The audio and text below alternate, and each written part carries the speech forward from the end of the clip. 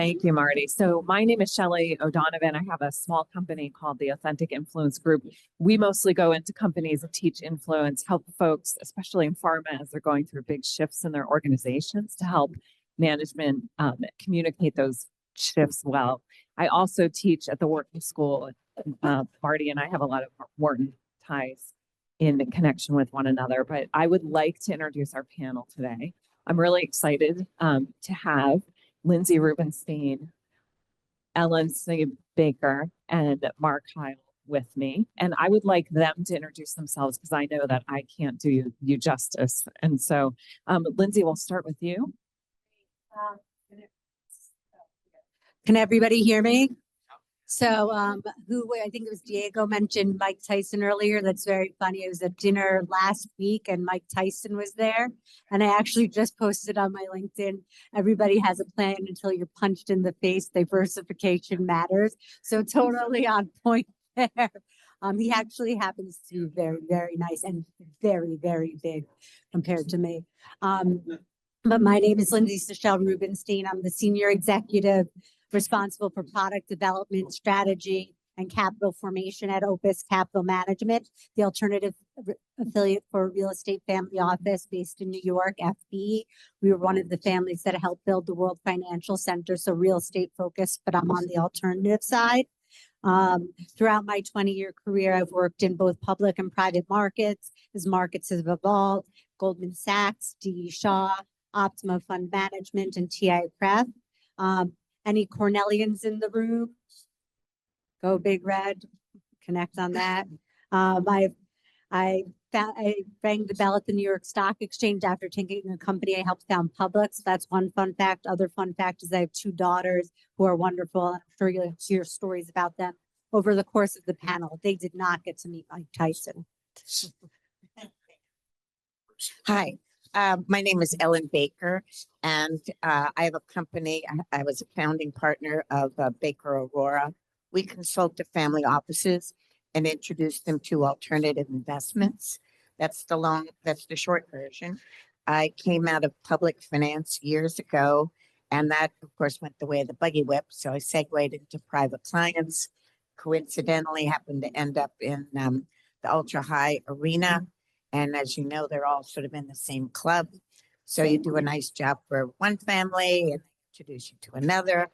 And I was with major companies like Lindsey. I was at Morgan Stanley, Bear Stearns. I was a director of private trust banking at Swiss Bank, which is now UBS.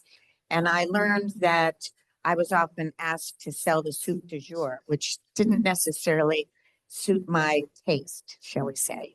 And so I decided to start my own firm about 13 years ago so that I could use the little nuggets that people would show me that I think, this has incredible promise.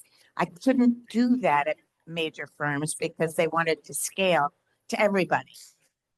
I now like finding these little nuggets that I think has a huge upside and a huge future. And that's the good news. The tough side of that is, of course, I have to do an inordinate amount of due diligence, which we'll go into later, which is why we're talking on this panel. But anyway, I'm so happy to chat with you about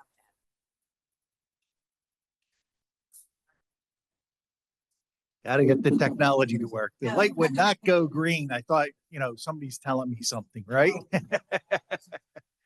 Well, good morning. And Marty, thank you again for this opportunity to be in front of this room. I see a lot of familiar faces. I see some new faces. So it's great to be here and have an opportunity to talk to everybody about what it is we do. And I'm with Pickwick Capital Partners. Ironically, that's the firm that Ellen clears through. So when she does her trading and do different things, she does it through us. So it's great to have Ellen as part of our team, even though it's an arm's length away. My name is Mark Heil. I'm a managing director with Pickwick Capital Partners. I've been with them for about a year. My involvement in alternatives really started back in venture back in the 90s. And then through the years, I became a placement agent in the early 2000s. And then I went over to the service side and we got back in the deal side of things with Pickwick Capital Partners. I've known Dan from the Angel Venture Fair for how many years in Philadelphia? 25. Ooh, man, I'm aging. Somehow it feels like it was just yesterday. So, but anyway, looking very forward to this great conversation. We got a great panel and a terrific moderator. So thank you, Shelly. Excellent, excellent. Well, the first question I have for you all, so wealth of information here. Who are the key decision makers in these family offices, and what factors do you think are influencing their decisions right now? Yeah, so I'll start with that, and I kind of like to refer to Forrest Gump and like this, like a box of chocolates. You never know what you get, or you hear people say you meet one family office, you've met one family office. It varies. The family office that I'm currently aligned with is very institutionally structured. So we have a team, we have a structure. I think that we're going to see family offices with the 124 trillion of intergenerational wealth transfer that's occurring between now and 2048 go in that direction. A lot of it's going to fall in the next gen, which looks a lot different than the current generation. But to speak for the family office, that I'm aligned with at Opus, we have a dedicated investment team. We choose to internalize a lot of functions that we can also outsource, and we have checks and balances. So we have a chief compliance officer, we have a chief accounting and reporting officer, but we also legal, but we also supplement that with outside counsel and outside, admin support. But we have a dedicated team. We have a process that's consistent at 5 stages, which we'll get into later. But you'll see it varies. I've met family offices that really invest on gut, and family offices that are far more structured. It really just depends on the family. Yeah, Ellen? So the question was, who makes the decisions? And Right. I think it's sort of a top down. The hierarchy sort of sets the tone. We're real estate oriented, or we're VC oriented, or early stage oriented. And generally there's a group of 2 or 3 who are actually go through and do the sourcing and all the due diligence and kick the tires, shall we say. And then they might present it to the powers that be, because they've sort of, met the management, they've been to the office, they've met the attorney, they go through all that. And then they generally show it with the deck and all that teaser and so forth. But it generally is what I have found. That's what I want to grasp. No, I think that both gave great perspectives on what's going on. I'd say directionally, it's moving towards more professional management, more of the Opus model, I would say. Particularly if we get into Gen 2, Gen 3 families, it's particularly helpful to have a referee between all the cousins and daughters and sons, and just to keep the peace there, to have some professional managers doing it and helping them really with some tricky issues, right? It's partially, investment advice, but it's also advice about how to keep the family together, functional, and doing the right things, and dealing with the challenges the families run into. And how do you bring up your children in the right way when they have a lot of money? And how do you make sure they learn how to invest money? Because, crypto was a great 10 years ago, but it had this kind of a track record, right? So how do you think about that? How do you, and how do the older generations help teach them from their experience, and also give them the opportunity to fail a little bit? 650 family members, so that's a lot of referees. I'm one of them sometimes. Yeah, so just because this came up, I'm curious about the generational differences. So what do you see in those different generation mixes within different family office? Are there any patterns that you're seeing? I'll start, then you can comment on top if that's fine. I would say first generation, they're the cowboys, right? They're the people who have made the money. They're willing to bet. They know what they like and what they don't like. They're very decisive, and they've earned that right. They accumulated the wealth, they built up the business, and they made the money. So they tend to be you find second generation tends to be very conservative. And these are broad cloth, descriptions here. They tend to be very conservative. They tend to be in the mind of preserving that cash. And when you get the third generation, you know, the strains on how do we feed everybody going down here now, getting enough, right? So that you start seeing a return to some pragmatic, how do we grow this? And that would be my interpretation. I don't know if Ellen. I also see in this current generation much more interest in ESG, doing investments that have some green effect. They're much more interested, I have found.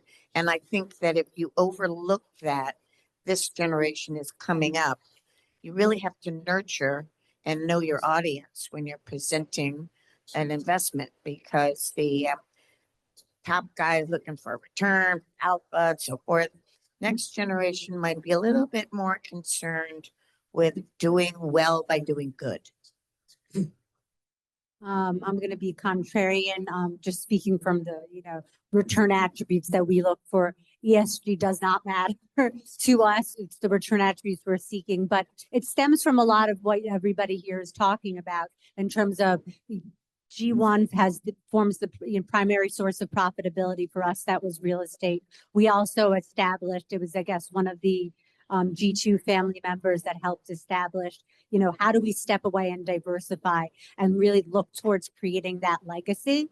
And, put in those parameters so that there isn't like we have 650, let's say, family member 552 that wants to go rogue and put all the money in, some speculative investment.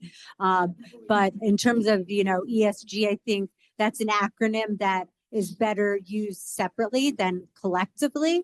And, for us, we believe in the environment. We believe in social and governance. Governance happens more at the corporate level for us.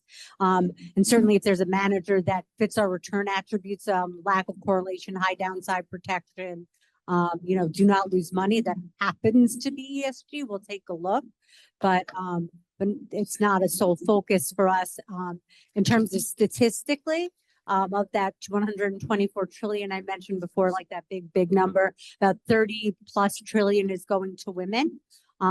That's from living longer. The lifespan is now 60% higher than it was 100 years ago.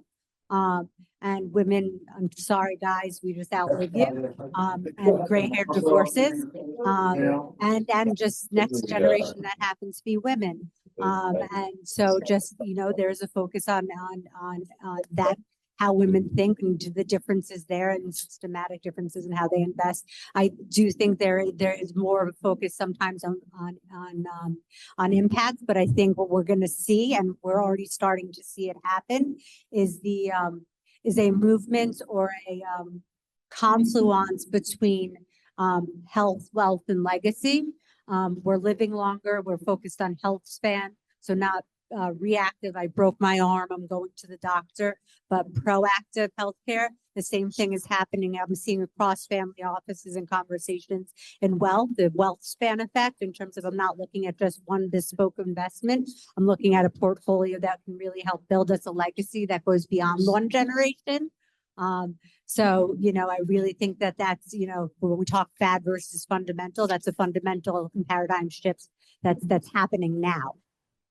Yeah, and what I hear you. Can I just jump in? Yeah, go ahead. Just real quick, quick in terms of what Lindsey said, absolutely on the health and I think ESG is poorly defined because it should include health and wealth. Right. But I think legacy is more important than ever. Mm-hmm.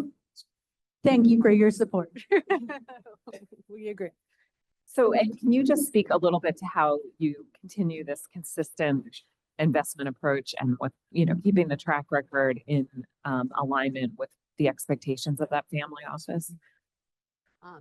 Yeah, I'm happy to jump in with that. First it comes to having a process that is established, it's written down.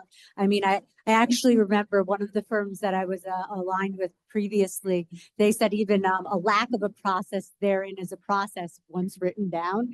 But, we have a fairly rigorous process that involves, canvassing a universe, initial due diligence, more stringent due diligence, having operational and portfolio risk, and we have an art and a science method to it. We kind of overweight the art of the relationship. So really how do we monitor consistency? It's the ongoing monitoring part. We visit our managers regularly. We've had an ongoing dialogue. You know, we've been invested with Citadel and Millennium for decades, you know, so when we have an issue, Ken picks up the phone. But it's really, you know, it's not only managing the statistics, and I think this is important for early analysts that want to do models and want to say, this is what matters, invest in this manager, because look at the statistics, it works. And, you know, it's when you go see the manager and you hear that there's style drift happening, or you hear that they're investing in micro caps in China, but not shifting their liquidity profile. And they don't seem to be unnerved by it. You know, it's managing the art and the science and understanding the relationships as they change, as markets evolve too. So really, you know, then the process, it really becomes your consistent baseline from what you build upon as you build kind of the managers that you invest with. And, you know, in terms of keeping it simple, you know, yes, I said we have a rigorous process, and I can go through it very detailed, but, you know, it's the 4 Ps, right? It's people, process, philosophy, and performance. You know, make sure you at least check all those boxes. And some consistent manner. Sorry. Lindsey, I'm going to ask you a question if you don't mind. Yeah. An emerging manager comes to you and you like the strategy, you like, you know, on a first call to 35,000 foot level. Take me through between that point and when they actually get an investment, roughly how much time can that be? I think the time varies. We have a unique ability because we rely on the infrastructure of the much bigger family office, that, you know, we can take an investment on the family office side before we have the fiduciary obligation on the Opus side to kind of invest for everybody, because we do want to make sure that we're making the best decisions. So sometimes with an emerging manager, and this is different, so this is contrarian, so I'm happy you asked the question. Often you'll hear family offices say, you know, can we have a preferable fee structure? That's the question we're asked all the time. So because, you know, you're in with these guys, do you get preferable terms? And the answer is no, we don't have preferable terms, but we've invested with them for so dang long. We have the early terms that everybody wants and can't get anymore. And when we invested with Citadel, it was an emerging manager, and it was for the return attributes that we invested in the manager, not because of the name. And we continue to do that. So when we see a manager and a name that we like, we prefer to grow with the manager. So we'll pay the fee and we'll right size the allocation and grow with them. The time, it just really depends on time to get comfortable. A lot of, you know, does the manager spin out from one of our investing managers and we have a strong reference? You know, what is there any source of return stream? Is it out of the blue? What does it take to get comfortable? You know, it could take years, you know, but if we have strong, you know, conviction and strong references, the time period could be shorter than that. You know, and that's just one family office's answer. Is there an optimal time to be investing in a manager in their lifespan of investing? I mean, and again, this is just speaking from my perspective. I think it's less of an optimal time, more of an optimal size.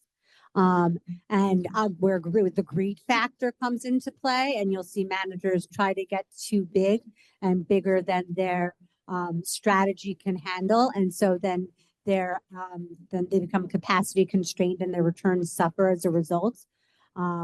And so that's one of the data points that we review, you know, is that are you staying right sized for your strategy? So, you know, I mean, you know, an optimal time is less relevant for us. And as long as you're delivering those return attributes, we're longer term investors. Excellent. So Ellen and I were talking a little bit last night just about this due diligence process and how important it was. And Ellen, you had a great story last night. I'd love you to let everyone know. Well, I was mentioning a story that some people in this audience might be familiar with, that there was a company that came to me that I thought was amazing. It was on cutting edge technology, and I did my due diligence, which takes several months. And you have to sort of not do more than just kick the tires and do a lot of reading and meeting the folks and learning in depth about the company. And then when push came to shove, later on in the process where I was presenting it to my company, to Pickwick, who had to approve it, they found that certain filings had not been done, even though it was suggested to me that it had been done when push came to shove about pulling them up, and the assistants at Pickwick did a double check.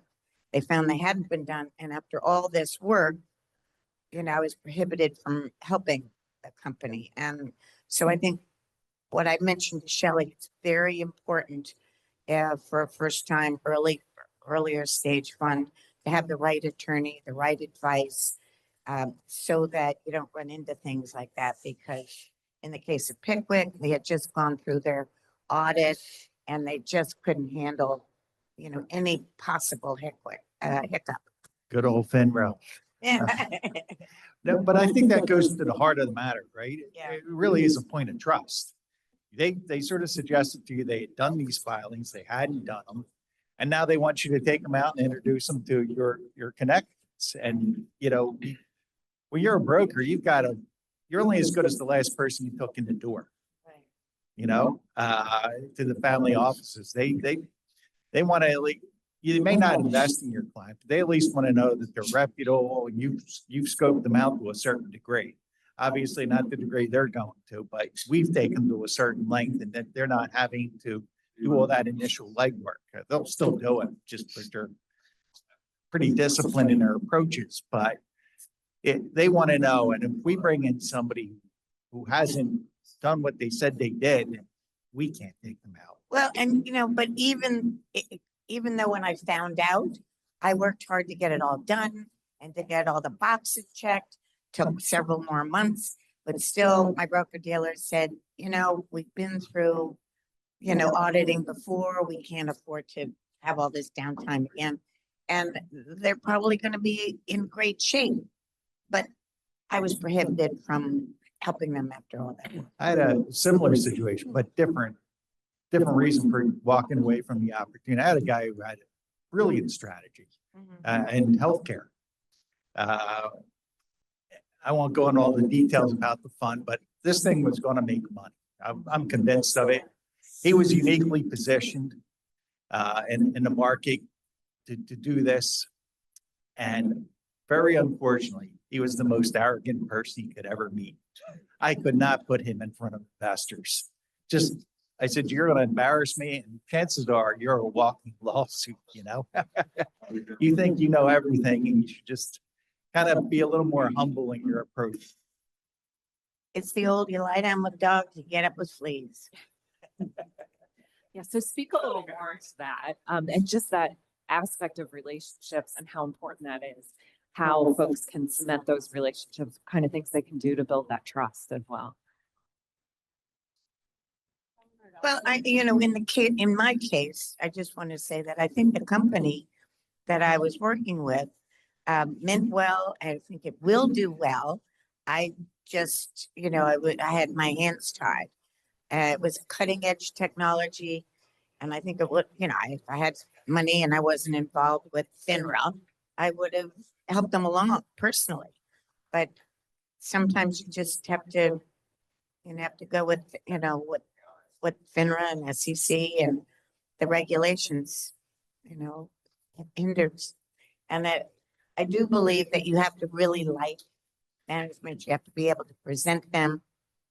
If somebody comes to me with the greatest investment, but I can't explain it. There's no elevator version.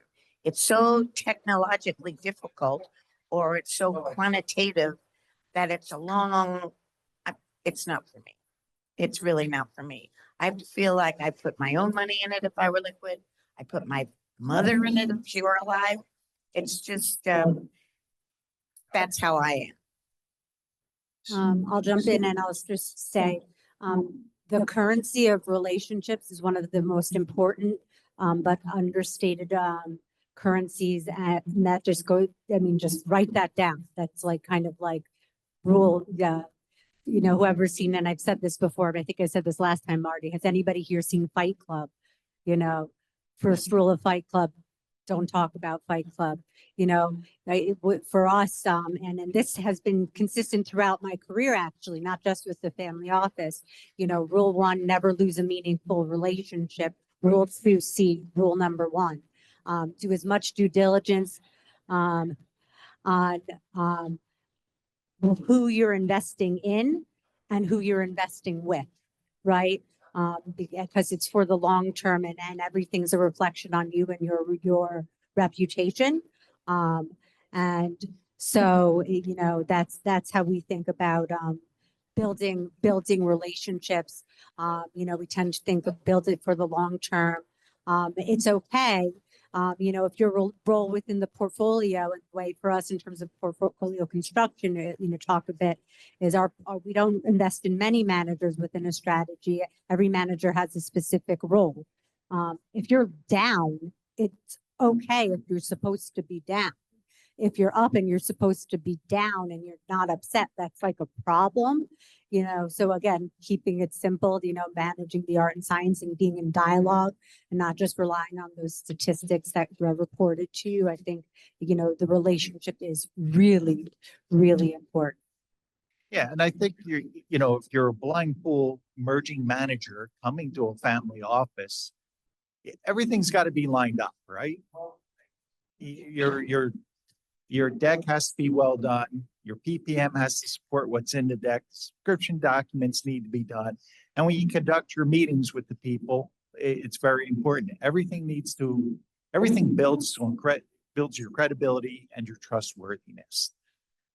And that's what you're really trying to do through this process. And that's what, to a certain extent, that also means all your filings are done, right? And the deck and the teaser and everything have to be simple. Forget the acronyms, spell it out. If you don't spell it out, your compliance person will get on your case. Yeah, everything has to be very, very clear. From an emerging manager perspective, dress for the part you want, not the part you have. I see Camille Hillier. I know he thinks the same way. You never get a second chance to make your first impression. But it's okay if you don't have the top lawyer or top accountant. You can have one that's quality for your size, and then you can explain that change as you grow. Sometimes it does look grossly inappropriate to have an outsized, counsel for your size or some, those types of elements are understandable. But what has to be conveyed from an emergent, why this, why now, and why you specifically, and then do your diligence. Again, you're building a relationship. Do some due diligence on the family office that you're talking to. Find out what they're looking for and how you can help them and build their portfolio, and it'll make for a much better meeting. I think we have a question from the audience. Oh, When you identify investment opportunities, everybody gives you a deck, and obviously the deck and the criteria, all the information says how great it is. It's like somebody handing you a resume. Nobody hands you a resume that says I'm a disaster hire. So how do you evaluate? What criteria do you use to evaluate the material presented and the fundamentals that back it up? I personally like to feel comfortable with the underlying theme. Is it something that makes sense to me? I've not been into crypto because I didn't understand it really. I don't believe in the emperor's new clothes kind of thing. I want to know that it's something that I understand easily, that I think I can convey easily, that I feel like it's in the next new nugget for me. That's what I go after. I do more private equity and early stage VC. It starts with the track record. You're going to go back, they're going to go through every investment you made. And you need a track record if you're going to go out in a serious way as a blind pool, because that's all you have is, I'm a good manager. I can find good deals. I can execute this strategy. Everything has to point to that.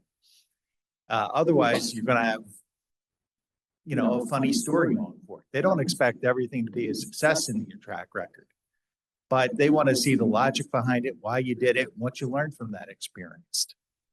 So I just have a quick remark and then a question. So I don't need the mic. Okay. So there's let's call it an Ivy League school. Let's call it, they have a top well-known fund manager who buys lots of real estate. And I talked on the phone with her, I said, we like young managers like this guy that we got into at 29 years old. Because not only is he gonna make a lot of money for us if he's good, but he's gonna start giving us money for endowments, for chairs, he's gonna build us some buildings. If he doesn't have too many kids, he's gonna give us even more money when he dies. So that was like the viewpoint. And then, I've talked to other people on Silicon Valley and they're like, somebody comes up with a deal. And by the time he's finished all of his business, everybody, the guy at the end of the deal knows everything about him. They talk to each other. That's the same thing in the family office space, do you find? The family offices talk to each other a lot, investing, et cetera. Yeah, family offices, I think what we're beginning to see, family offices are more nimble and quicker to move and more communicative. I think there's another shift, that's happened at post-COVID, I would say. The undoing what happened in 2008 after the financial crisis. I think everybody became more closed fest and wanted to do things themselves after COVID and being housed with everybody's family. Everybody was like, please help any way I can. And there was more open investment, open communication between families. But I would say it's almost like a reversal of the endowment model. And I think you're going to see more impact from family offices than endowments going forward because of that. A collaboration between family offices and sharing of ideas, sharing of diligence, and the ability to co-invest. There are certain family offices that I know what they do. We don't necessarily have to invest with them now, but they're, certain, to give a specific example, a recent investment had a really positive tailwinds. It was minority stakes in RIAs, and RIAs are going through a lot of M&A right now. We had one hiccup, which was a structural element. We solved that through a tax structure, and we spoke to other families that we knew that would benefit from that tax structure, and we all, collaborated on that. So yes, for sure. There used to be a lot more collaboration back in the Madoff days when it was cocktail party due diligence. And then all of a sudden, everybody said, whoa, wait a second. We have to see what's behind the screen. Who really is the Wizard of Oz, and what do they do, and how do they operate, and what's the background, as Mark had said. So people are much more cautious these days, obviously. And there's a lot of regulation to back that up. You have Dodd-Frank, you have the advances with FINRA, and you mentioned best interest a few minutes ago that, as a broker, when we present something, it has to be in the best interest of our clients, or in the best interest, not even of our clients who pay us to go out and find investors. It's in the best interest of the investor that we have to be careful of. So we have to recommend things to people, or recommend is probably too strong of a word, but we have to present things that we believe are good investments for the place where we're taking it to. And we have to be able to justify that should FINRA ever come in and say, why did you show this investment to that person? And I think that rule came out of the fact that back in the day when I was working for the bulge bracket firms, we were told to push the soup du jour, whether we wanted to or not. And we were penalized if we didn't, utilize their, investment that they favored. So that's why they have the best interest rule these days. Yeah, it sounds to me like you're setting expectations and managing realistic expectations throughout the whole process. So I wonder if you can speak a little bit more to that element of it. Setting Setting realistic expectations just for both sides, right? For your family offices, and then in the investment side as well, just with timelines and commitments and how that all works out. I mean, it's a dance. It's a dating process. It's a relation. If you're building a relationship for the long term, go in with that expectation. You know, I think to recap, you know, nothing that we haven't said before. Do your homework. Know who you're going to. Know what their return attributes are. You know, for example, we're very conservative. We look for consistent returns and high downside protection. You know, don't come to us if you're like a ball buster who's trying to outperform the S&P. You know, the meeting's going to go bad, right? And so, you know, setting expectations is, you know, do as much homework on the families you're going out to as you are doing on your own strategy. You know, because the investors, you know, it's a relationship. So, you know, setting realistic expectations on timeline, you know, it could be months, it could be years. Really should be two ways, right? The fund should be coming to you and putting you to the same thing. Do I want them in my fund? Do I want to be having them at my annual meeting every year? Or are they going to be a cancer there, right? So are they going to ask good questions and push us forward? Or are they going to challenge us just to challenge us and be disruptive at our meetings? Are questions that should go through a fund's mind as you're doing this dance, right? It's a two-way street. And I think Lori brought up a lot of good points about what they're looking for. And I think earlier she mentioned that you don't just look about what we're investing in the strategy, but who we're investing with. So she's also looking at that as you know, I don't want to get involved with this guy because we've invested with him before. We've seen what he's like. And we don't want that situation again. I would just also say, like, just know the preferred method of contact and don't, you know, like, for example, to get an email, like, I'm just going to hit delete, you know, cold calls, you know, just know it's hard. It is hard. The best way is through a warm introduction, you know, or having a good reference. And keep it tight, you know, keep your message digestible. You know, human attention span is, I don't remember from Jerry Maguire, but it's like really short. What percent of your leads come from your network versus cold calls? Very, I would say like 0% from cold calls, but I'll throw in the bucket, you know, going to conferences. We do find that, you know, if you consider that a cold call, because you're kind of put on a dance card, we have had some positive reception. Usually we'll find 2 or 3 managers a year through the conferences. But from cold calls, it's been a very low receptivity. So it's finding, you know, the right way to connect. But, you know, in these days through LinkedIn and everything, it's not that hard to find somebody to connect. You know, so I would just utilize the tools in front of you and honestly ask the manager when you have the opportunity, do you prefer a LinkedIn message? Do you prefer an email? Do you prefer a phone call? You know, what's your preferred method? Anything to add from my other presenters? Anything on those points, Ellen? Not really. I've found that people that I've met overseas, they're all about WhatsApp.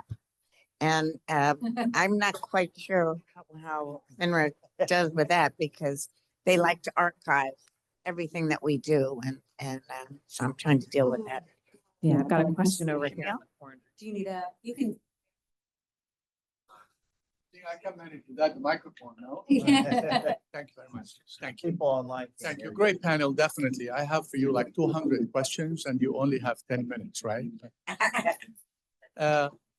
It is known in the market that established family offices do not normally do business with emerging managers.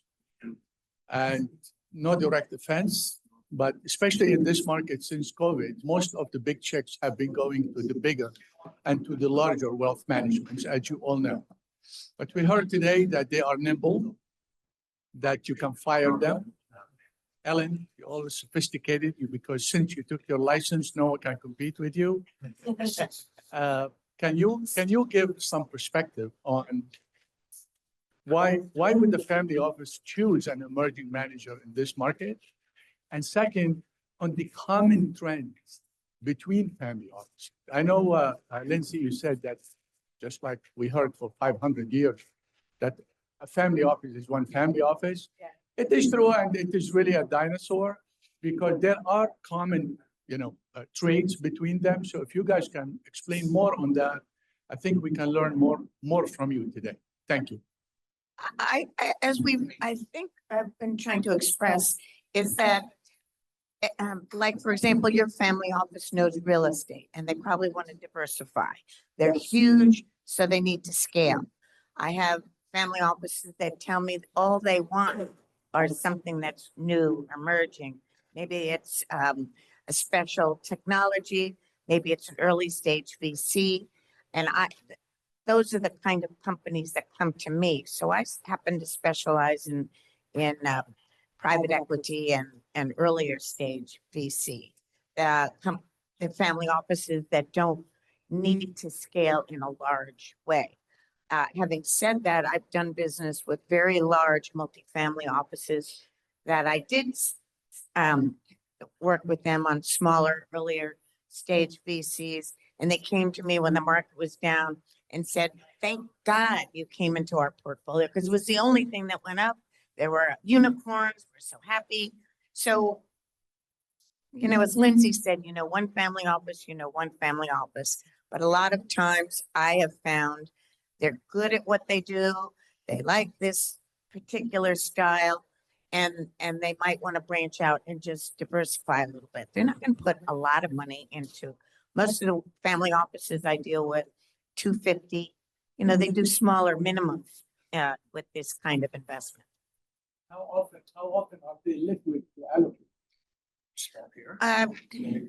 That's a tough story. I heard last night that Warren Buffett has 350 billion or something liquid. I had no idea. I thought he was totally invested for life. So I think everybody's different. Yes, I do. And that's how I built my business was I would do something that worked out well for a family out. And I'd say, hey, by the way, is there anybody you'd like me to help with this same investment? And inevitably you'd say, oh yeah, you need to talk to my niece or my cousin, or, I played golf with so-and-so. I bet they would love to hear about it. Let me make a call for you. That's how you build your business is you do the right thing for someone. I've also found that I did no business during Zoom. Why? You meet a lot of people. Everybody's got an agenda. You can't really close business of size on Zoom. I personally like to take people to lunch, have a drink or a coffee or something and really get to know them. And I know their family a little bit. I know the kind of sports they like, know where their kids are in school, and then we become more familiar. So then I get a call that says, hey, by the way, we're changing our tune a little bit. We might be looking at something new that's cutting edge. Got anything in your quiver here that you might want to show us? Or can you look around for? And that's the fun part of what I do is finding fun little nuggets, talking to interested people. That's for a half hour. I mean, I'll dovetail off of that. I mean, if you want to go over the life cycle of how it can evolve there's the primary source of profitability. There's a desire to diversify away from that. And think towards, I think the common theme is legacy. The common theme is legacy in family offices. And not every family office is there yet, but it's coming. So once there's that desire to diversify away from your primary source of profitability, it's how do you do it? And first it starts as this family members trying to put together the theme and the process and the investment principles. And then it becomes more of like a tribal. I actually heard this was a recap from one of the founders of Seamless Web, but it is a great recap. You're hiring more, you're becoming more institutional, your process is becoming more refined. It's more of a tribe, you have now like an investment function and a this function and a this function. And then all of a sudden it becomes more institutional of a process where you actually have a, separate alternatives affiliate away from, for us, our real estate, and it's much more institutionalized. And I think that's really the life cycle of how it works for family offices. And the various starting points might differ. But I think the common theme between families is what we're investing for, is for the future and it's for the legacy. And so how, how do we compound, compound wealth, and that's not to say there can't be more speculative investments, but it's looking at it holistically and having a diversified, investment picture that can build towards whatever that legacy means for you and your family, which will be different or maybe the same. And yes, there might be co-invests on some and not on others. Great.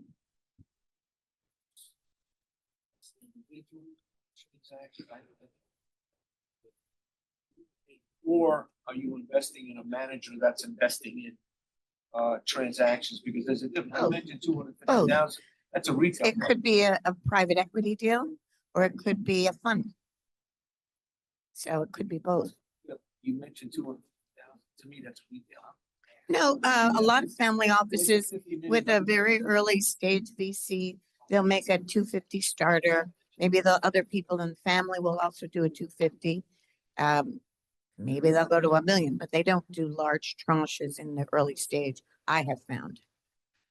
As brokers, we try to stay away from retail, but retail's got different definitions according to different laws. So there's the best interest law, which says anybody who walks on two legs is a retail customer, right? They could be a large family office or have a large family office, but if they do it from their retirement fund, then you've got to follow the extra rules that we have for the retail customer. So that's sort of an interesting take there. And I think there are some very important differences between a retail and an institutional and even a family office. Family offices can take, and certainly it goes to how disciplined it is. And discipline is probably not the right word, but how much variance they can have in their decisions, right? An institution's going to be the most focused on avoiding style drift and things of that. Family office is also going to be very focused on that, but they may say for themselves, hey, this is worth expanding out, trying to do a different technique here, different play than was traditionally done. An individual, of course, can make his own decisions on what they want to do. There, a multi-client family office or a pension fund needs a $50 million minimum, to be able, size to invest. But if I get a smaller, early stage VC and I go to high net worth individual, then it's generally is a 250 starter. I'll go back to, first, we invest in managers. We don't invest directly, but then that does lead to some interesting co-invests. To go back to a question that was raised before, or a thought that was raised before, the notion that family offices tend not to invest in emerging managers since COVID or whatever. Maybe we're the opposite of that a little bit. We don't want to invest with big name, well-known managers. We're not going to invest in B-REIT. We do like to find, again, to reiterate what I said, we invested with Ken Griffin before he was who he was, because of the return attributes we're seeking, and we continue to rinse and repeat that. So, maybe it's not necessarily emerging manager, maybe it's, a little bit more mature than that, but we've seen and been watching them early, but it's sticking to the return attributes, and we certainly, if they get big, that's fine, but that's by accident, not by on purpose on our part. Can we take some questions from the audience? Other questions? One more time, I don't need a microphone, Mark. Thank you very much. Thank you. We can't hear you. Again, I'd like to go back to why would a family invest into an emerging manager? Is it because of the fees? Is it because they were not accepted by the larger wealth management? I see those. I mean, They see a future, they see growth. Can you repeat the question? They see a future, they see growth, they see something that's not advertised on the internet all the time. They want to find. To repeat the question, yeah. Yeah, so the question was why should family offices look to emerging managers? And then you had a few particular reasons they might. So I'm just assuming, is it the fees? is it the But fees? experience is not there. If a family office, especially a single family like ours, we are about first capital preservation. Taking risk. I mean, we should know our limitations and be cognizant of that risk. How much are we willing to lose or not make? So maybe I like to hear more about the reasons that you guys will allocate with an emerging manager. I'm not against an emerging manager. I do invest also in emerging managers, in addition to the established wealth management. But again, who is the mentor? That emerging manager come from what house? Where did they learn the trade? That's What's exactly their right. niche? That's exactly right. You have to learn who the manager is, what their background is. Maybe they were with Tiger and now then they were a Cub and then they decided to go out on their own. And you say, this person really has a reputation. I remember a lawyer called me and said, hey, I've got this group of ladies who have a first time fund and they're young, but they're full of pep and good ideas. And I thought, I'm good, but I'm not a magician. And I met with them and I couldn't believe it. I mean, they were brilliant. One had worked for the New York Times, specialized in covering VC companies. She found little nuggets on her own, and then she would find them in New York, and they were in Silicon Valley, and she would show them to them. She built up relationships. So by the time they came to me, these women were winners, big time winners. And I only had 3 months to close the deal. And boy, it was the quickest, easiest sell I ever had because they were presentable. They were smart. They had a background. Yes, it was a first time fund. And yes, there were ladies. So it doesn't go with everybody. But boy, people called me after a year or so and said, thank you for sending me these ladies. They were brilliant. They made money for me. I even have a unicorn.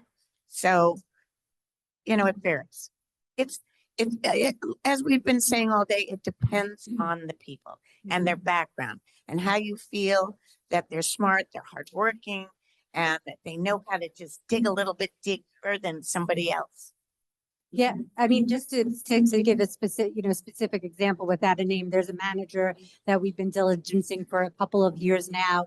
Pedigree has the pedigree, spun out of one of the big names, positive references, seed capital.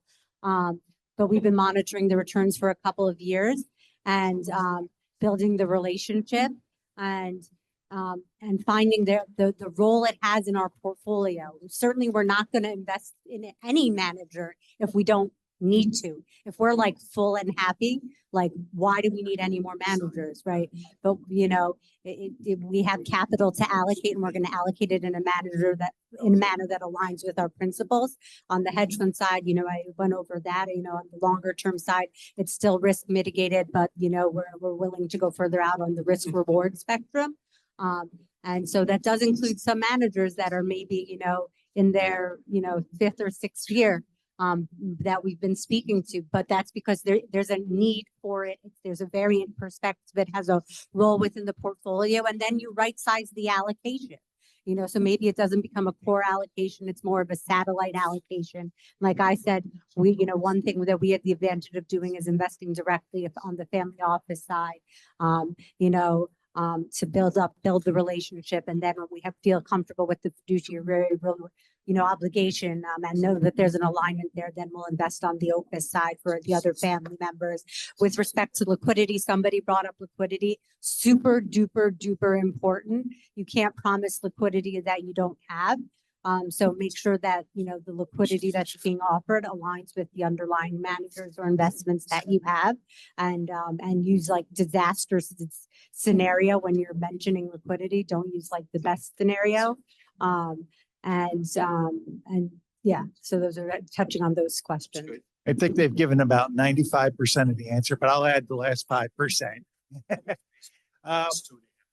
When new trends begin happening or new technologies begin emerging, they don't have a lot of experience in that area. They will look to an emerging manager to invest in so they can learn that area and build out relationships through that emerging manager. I've seen many family offices do that a number of times. This is something though, we want to be in it strategically, but we're not ourselves ready for it yet. We need to learn. So to make a small investment in an emerging manager in order to start learning about that area. And a few years ago, it was AI. Before that, you know, you could point to it, maybe it was crypto was an area they wanted to learn about. Maybe it was, I'm trying to think of the technology Bitcoin runs on. Blockchain. Blockchain. Thank you, blockchain. So if you want to learn about those areas, that is often a great way to get up to speed quickly, develop a lot of contacts and networks, and really get your family office in a position where it become a stronghold for you. Great. We're done. We're done. Yes. Excellent. Thank you to my panel. You did a great job, everybody. Thank you, Shelly. Thank you, Marty. Oh, as always, thanks to everybody for attending.